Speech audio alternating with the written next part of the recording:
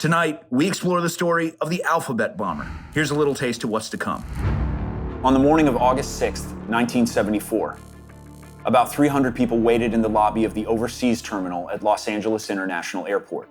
None of them noticed a 5-foot, 11-inch tall, 175-pound man with dark hair, blue eyes, and a receding hairline as he entered with a small package. A short time later at 8:10 a.m., an explosion tore through the Pan American Airlines ticketing area.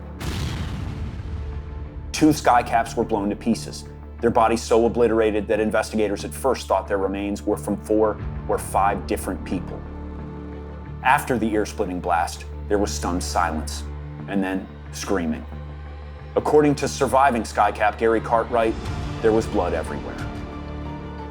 But this wasn't the end of the bomber's campaign of terror. It was just the beginning. As his plot unfolded, he would threaten to poison Supreme Court justices, ignite fires, and release nerve gas in 30 skyscrapers. And these weren't just idle threats. He would also taunt and misdirect police throughout a convoluted investigation while using LA newspapers and broadcast stations as tools to spread his message of fear. The bomber claimed to be a terrorist with first one organization and then another, until investigators finally deduced it was just one dangerous man. How does someone with such a bright future become a twisted lone wolf killer? We find out today in the Alphabet Bomber. It's a fascinating and disturbing story. I'm sure you'll love it, like everything we do here at Crime Takeout. So make sure to like and subscribe. Now, on to the good stuff. Hello and welcome to Crime Takeout, where every single episode we dish on the greasiest, the spiciest, the most despicable cases in the annals of true crime. All while we chow down on some succulent carry-out cuisine. I'm your host, Josh Murphy, and tonight, in honor of our LA-based crime story, I'm going full Angelino with some flavorful vegan vittles from the Junction Kitchen and Provisions in North Charleston, South Carolina. I'm starting out with some delicious chickpea salad, moving on to some portobello tacos for my main course, and finishing off with some fresh fruit for dessert. So if you haven't already, grab some grub, fill your cup, kick back, and get ready for one killer meal. Today, lone wolf terrorists broadcast their crimes and their intentions across social media platforms like Facebook and 4chan. But for 3 months, half a century ago, America's prototypical lone wolf terrorist kept LA in the grips of fear by releasing audio cassettes to the news media. Until our name has been written on the face of this nation in blood. According to the U.S. Department of Justice, a lone wolf terrorist is someone who acts alone without the help or encouragement of a government or terrorist organization. The lone wolf often has socio-political goals or personal grievances, or both. They may not be part of a group, but they do want their cause recognized and will issue threats via written and spoken statements and video to get their message out. It's all about getting that message spread, getting that ideology out there, or getting that grievance out there. This is wrong, the way you treated me was wrong, and this is what I can do when you wrong me like this. By virtue of his autonomy and solitude, the lone wolf can act with a speed and versatility that makes him hard to stop and harder to identify. Lone wolves are also much more likely to be mentally unstable. The MO of the killer in today's story so clearly fit this definition that he's been called the prototype for the modern lone wolf terrorist, an innovation we'll find was likely born from feelings of persecution, directed towards vengeance, and facilitated by a demented and misspent genius. All right, without further ado, we move on to our starter. Let's dig into this chickpea salad. I see we got some roasted red peppers, some onion, a little bit of arugula in there too. That's good, very oniony. Very fresh tasting. That's actually really good. So sweet. All right, let's keep going, huh? Muharrem Kurbegovic was born Muslim in 1943 in Sarajevo, Yugoslavia. He began life under Nazi rule during World War II and grew up under Yugoslavia's revolutionary communist president, Josip Tito, after the war ended. Kurbegovic was a middle child, living with his mother, father, and 2 sisters in a 3-room apartment, what he would later characterize as growing up in poverty by American standards. As a child, Kurbegovic had diphtheria, anemia, headaches, and seizures. And even early on, he was already exhibiting signs of being a loner, spending much of his time writing poems and studying. While he was close to his mother, Krbegovic didn't like his father, in part because he found his lack of ambition disappointing. And when his mother had a nervous breakdown and had to be hospitalized for a few months, Krbegovic became even closer to her and more alienated from the patriarch of the family. At 15, Krbegovic entered the School of Engineering in Sarajevo, where he would say he was bright, but never all the way to the top.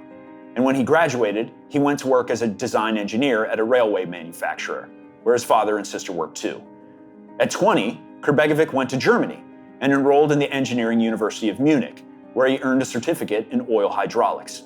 At the same time, he worked part-time as a design engineer at a German engineering firm, which would later describe him as well-trained and rich in ideas. In Munich, however, Krbegovic began to show signs of mental illness. When he would have negative thoughts, he would hit himself. He would later claim that during this time, he was treated for severe psychosis and depression and given an antipsychotic used to treat schizophrenia. Several years later, Krbegovic went to Paris for a few months before emigrating to Canada. Then, in January 1967, he left for Los Angeles, California on a visitor's visa and became a resident alien the following year.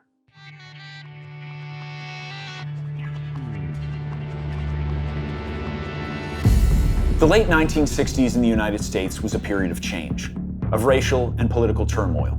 It saw the assassinations of Martin Luther King Jr. and Bobby Kennedy, the Vietnam War, race riots, and violent war protests.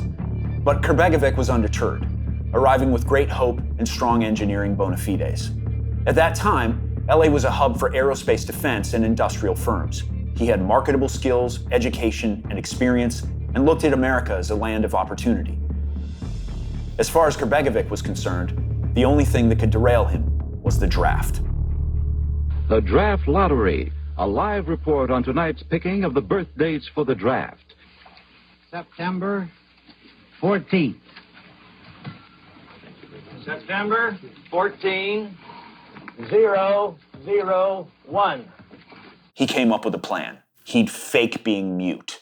Even before the draft board contacted him, Krbegovic had begun his new life in America communicating exclusively through written notes, even at his new design engineering job with Geerdunkel Instruments. The ruse was successful, and Krbegovic was classified 4F, physically unfit for military service.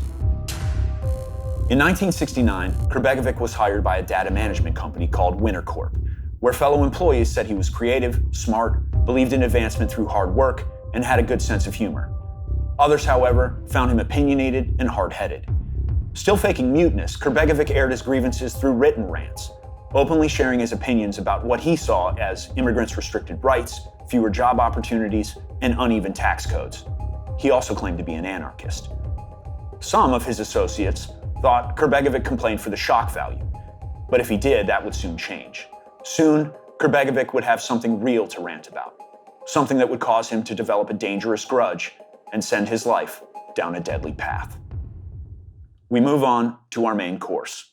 Portobello tacos, baby! Braised portobello, black bean pico, topped with some guac and vegan cheese. Got some roasted red pepper and onion tossed in there. Wow, I love this.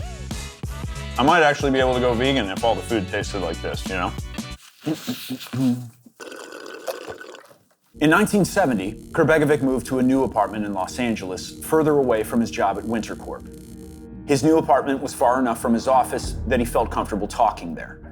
His new girlfriend, whom he'd met in citizenship class, was shocked when he suddenly started speaking. She'd leave him soon after. Other things were starting to go south in his life too.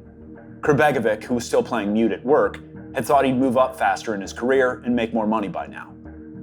Lonely and disillusioned, he found comfort in LA's taxi dance halls, which let men pay for female companionship. For $9, a male could buy an hour of dancing, talking, and sitting with a female hostess. Krbegovic spent most of his free time in these clubs, and this gave him an idea for a more useful, interesting, and lucrative career than design engineering. Not a mute at the club, he told one dancer his plan to get rich was to own his own taxi dance hall. But before he could do that, Krbegovic was arrested. On March 24th, 1971, at Danceland, one of Krbegovic's frequented dance halls, he went to the restroom, and moments later, police burst in claiming he was masturbating. Not realizing the intruders were police, Krbegovic yelled, "Help! Those are criminals! They are going to kill me! Call the police!" The dance hall security guard reportedly had to calm him down, and Krbegovic was arrested. At court, 2 months later, Krbegovic acted as his own lawyer, displaying surprising legal chops with excellent cross-examination skills, use of diagrams and photos, and what was later deemed a super good strategy by the prosecution. Krbegovic argued the impossibility of him being able to masturbate while squatting on a toilet seat. He even asked for permission to use a toilet seat prop to demonstrate the physical improbability, but was denied by the court. As the trial unfolded, Municipal Judge Alan Campbell grew more and more annoyed at Krbegovic's performance. He told the defendant that his antics took advantage of every trick in the book, and that he had unjustly crucified the arresting officer who wasn't able to be there to defend himself. "You have nothing but contempt for me," Judge Campbell said.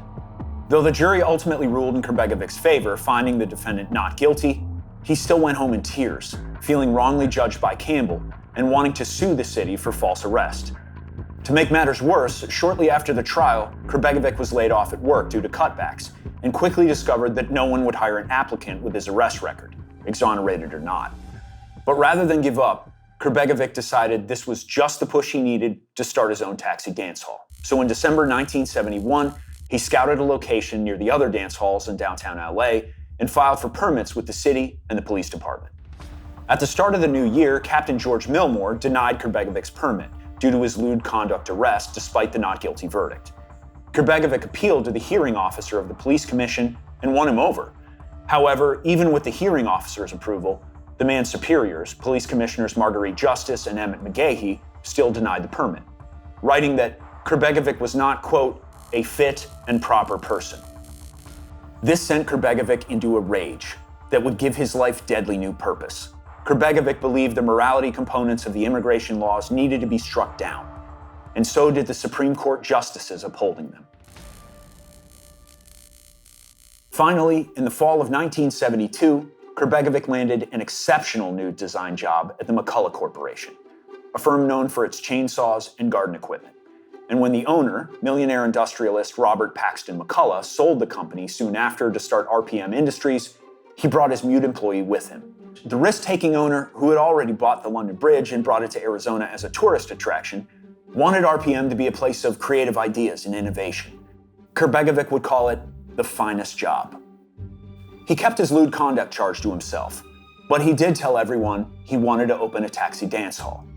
He'd also told them that he'd been denied a permit, but not that he intended to take revenge. How convenient then that RPM would build a chemical lab in 1973 that would allow him to do just that. Taking advantage of the company's creative, freewheeling work culture, Krbegovic learned how to use purchase orders to buy hazardous chemicals without restrictions. And he borrowed books on bomb making and booby traps from his supervisor and apparent explosives enthusiast Stephen Smith. After reading and practicing making explosives and incendiary devices, Krbegovic was finally ready to exact his revenge. On November 9th, 1973, fires erupted at the homes of Commissioners Emmett McGahey and Marguerite Justice and Judge Alan Campbell. Luckily, the fires caused only minor damage and no injuries. No one put together that the two commissioners had denied Krbegovic's dance hall permit, or that Judge Campbell had presided over his lewd conduct trial. At last, Krbegovic had taken some revenge, and things were once again back on track at work. But he continued to be haunted by his lewd conduct charge. In the spring of 1974, Krbegovic went in for the U.S. citizenship hearing with the INS, but despite multiple employers providing positive character references and his passing test results, the examiner, Marguerite Jambor, insisted that his citizenship be put on hold pending further investigation into his March 24, 1971 arrest. Furious, Krbegovic decided it was once again time for retaliation, once again against Commissioner McGahey. On June 3rd, a few days after the INS hearing, Krbegovic placed an incendiary device in the gas tank of McGahey's car. That night, the commissioner drove home and parked his car without incident, but after he entered his house, the vehicle burst into flames. Twice in less than a year, the commissioner had escaped death at the hands of a mysterious attacker. Krbegovic's attacks, however, were only just beginning. Now, he broadened his attentions from personal vendettas to righting what he considered to be the wrongs America had committed against immigrants like himself. On July 4th, Krbegovic called KFWB radio at 2:40 a.m., identifying himself as Isak Racine, a field commander in the Symbionese Liberation Army, a terrorist organization which had recently been in the news for the kidnapping of newspaper heiress Patty Hearst. Racine told KFWB that to celebrate Independence Day and in honor of the SLA members who died in the shootout in May, he would explode 3 separate bombs, 2 in Marina del Rey and 1 in Santa Monica, and that 1 person would die in each blast. Though no blast followed, there were 3 apartment fires in those cities, fires that arson investigators traced to sponges soaked in gasoline. Police believe the primitive incendiary devices were set by the KFWB caller. Early the next morning, Commissioner McGahey received a phone call as well, saying the 2 incendiary devices placed in his home and car had also been planted by the SLA. The caller added that McGahey should expect to be executed within a month. That same day, 4 mysterious audio cassettes were delivered to the LA Times, United Press International, and the British and Soviet embassies in Washington, D.C. A security guard at the LA Times was the one who found the tape outside in a planter. It had been recorded by a man claiming to be Isak Racine, chief military officer of Aliens of America. And Racine said a nerve gas agent had been mailed to all 9 Supreme Court justices. Nerve gas works by entering a person's system through the eyes, nose, mouth, and skin, and then preventing the release of the enzyme that acts as the on-off switch for glands and muscles. This causes all glands and muscles to fire and work to exhaustion, and the heart and lungs eventually to stop working. Krbegovic didn't know that a postal worker had already had 9 postcards jam in his canceling machine due to a small metal disc under their stamps. The postcards, which had failed to release any nerve gas, featured an image of actor Bob Hope's Palm Springs home. By the time the cassette at the Times had been discovered, Racine's postcards had already been found and determined harmless, and his hoax exposed. On the same cassette, Racine claimed he had built devices that would release nerve agents in cities across the United States, and he presented an ultimatum to surrender to all governments, and demanded an end to all nationalism, religionism, fascism, racism, and communism. The barrage of real and false threats had law enforcement's attention, but they were still completely unprepared for what would come next. The Los Angeles International Airport began as a barley field where aviation enthusiasts went on joyrides in the 1920s. But by the time Krbegovic placed his bomb, LAX was second only to Chicago O'Hare's airport for passenger traffic. LAX's iconic space-age structure had already been built. It was well-fitted with jet-age satellite terminals connected by tunnels, and provided international service. Into this sophisticated transportation hub entered an ordinary-looking 31-year-old Yugoslavian man. It was August 6, 1974. The man had a package under his arm, which he put inside locker T-225, about 20 feet from the Pan Am counter. He pocketed the key and left.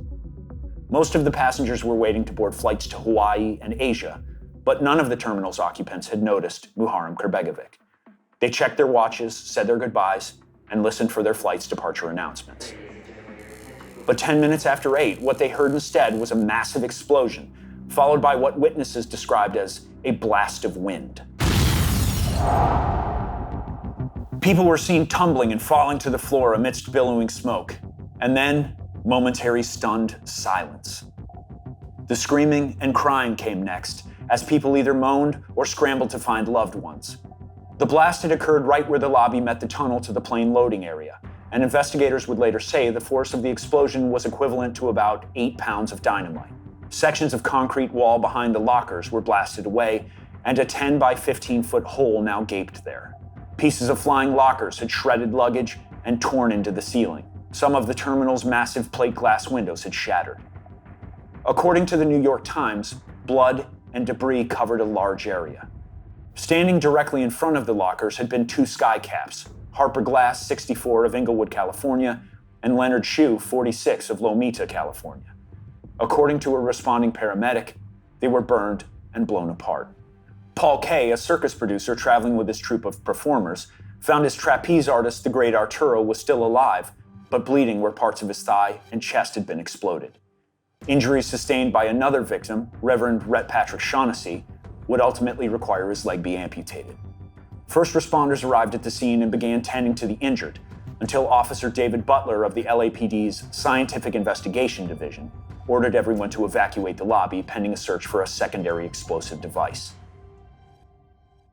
Soon, officers clad in suits and ties escorting German shepherds were on the scene, hunting for bombs, but no more were found. That night, city editor at the LA Herald, Conrad Kassler, received a phone call from a man who claimed responsibility for the bombing and offered as proof the location where the bomb had been placed. He said his name was Racine, and he was with a terrorist group called Aliens of America. When Conrad Kassler passed the information on to police, he found that Racine had correctly identified the locker number where the bomb had been detonated. The following day, the LA City Council offered a $25,000 reward for information resulting in the arrest of the bomber, which was a massive amount considering the average cost of a home in California was just $35,000 at the time. But the city was in shock and desperate. On August 9th, 1974, Racine phoned CBS TV in Los Angeles and told them another audio cassette had been hidden in the trash can outside a local bank. Police found the cassette and the airport locker key with it. The tape included a warning from Aliens of America, one that would ratchet up the level of fear in LA to a fever pitch and coin the name of the country's first lone wolf terrorist. This first bomb was marked with the letter A, which stands for airport. The second bomb will be associated with the letter L, the third with the letter I, etc., until our name has been written on the face of this nation in blood. Soon after, the media dubbed the terrorist the Alphabet Bomber. On August 16th, police found another cassette tape from Racine. On it, he said he placed a bomb in a locker at a Greyhound bus station, L for locker, and for the second letter of Aliens of America. LAPD evacuated 1,000 people from the station, sent in bomb-sniffing dogs, and discovered a brown satchel in a locker. They quickly rigged a pulley system and began to carefully remove it, until the line tore and the satchel began to hiss and smoke.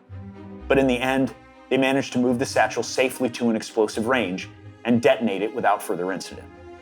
Police estimated the bomb would have killed 100 people had it gone off at the station. Not until the bomber's capture did police know definitively there was no Aliens of America, that the cunning Racine had just been toying with them via phone calls and cassette tapes, and that the bomber's threats and actions were about to launch one of the biggest manhunts in LAPD history. Now time for Just Desserts. Root cup.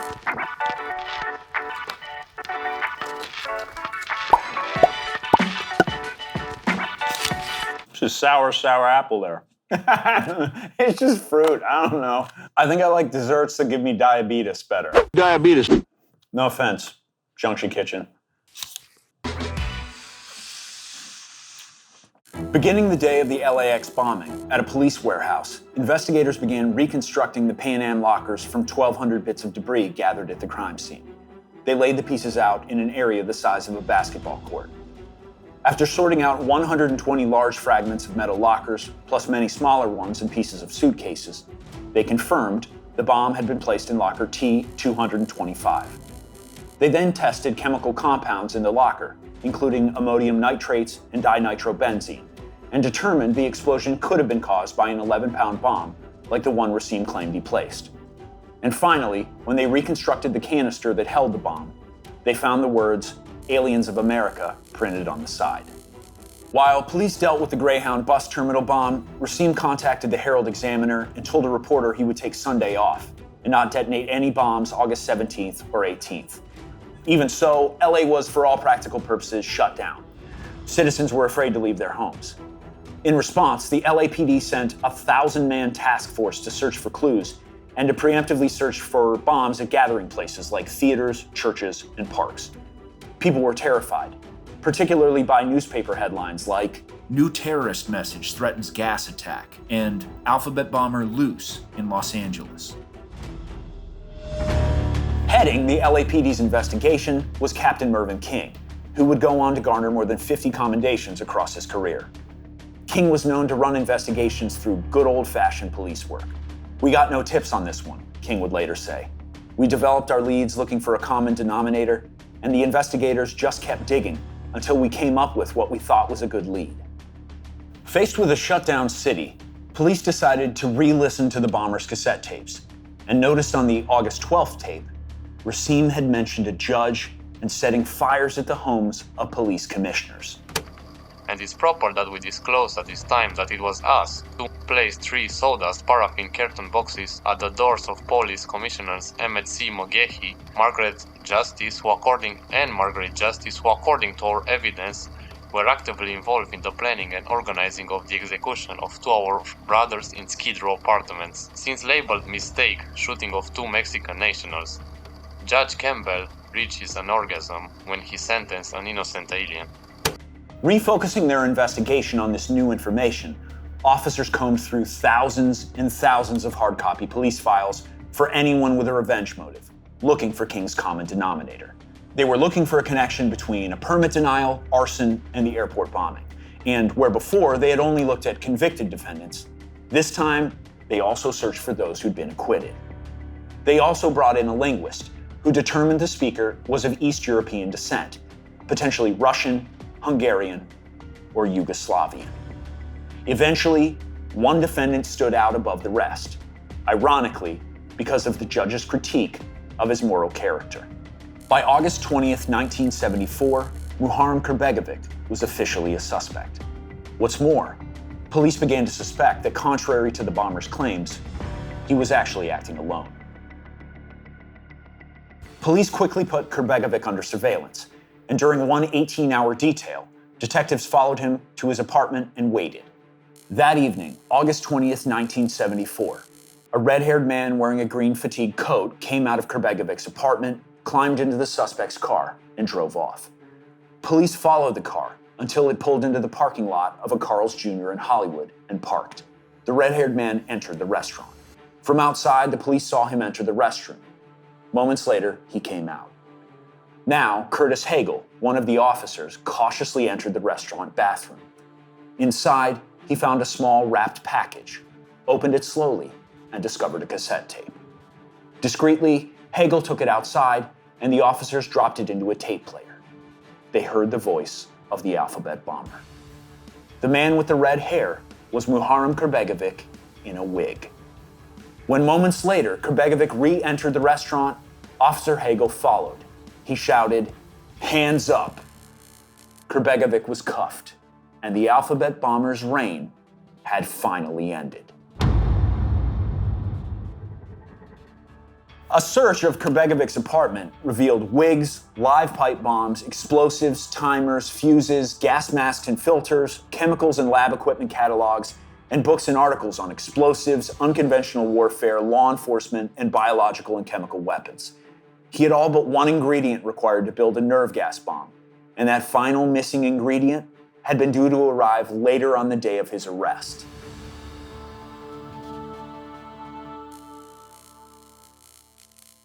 Kurbegovic's trial began in 1980 after delays stemming from doubts about his competency to stand trial.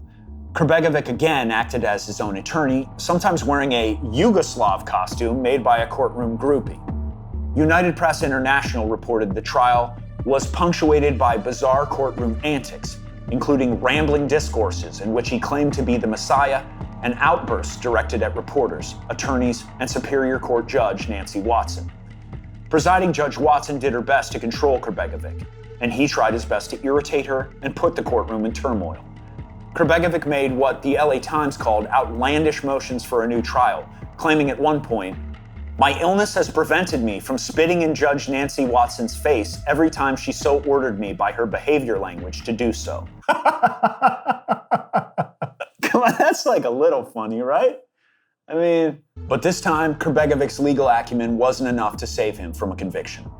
On October 16th, 1980, 8 months after the trial began, the jury, after 6 days of deliberation, found Kurbegovic guilty on 25 counts, to include murder, attempted murder, arson, and exploding a bomb.